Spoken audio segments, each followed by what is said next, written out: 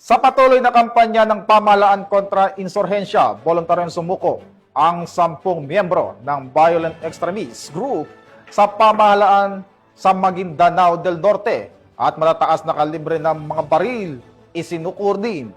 Ang buong detalye ng report mula kay Patrolwoman Leonora Gawang. Balikloob sa pamahalaan ang 10 miyembro ng violent extremist group, bit-bit ang kanilang matataas na kalibre ng armas sa Maguindanao del Norte nito lamang ikaunang araw ng Desyembre taong kasalukuyan, na isa katuparan ng pagsuko ng mga former violent extremist group dahil sa inisyatiba at pagsusumikap ng PNP at 6 Mechanized Battalion. 9 sa mga sumuko ay mula sa Bangsamoro Islamic Freedom Fighters Karialan Faction, habang isa naman mula sa Dawla Islamiyya Group. Kasabay ng kanilang pagbalik-loob ang pagsuko ng 15 loose firearms sa ilalim ng Small Arms and Light Weapons Management Program.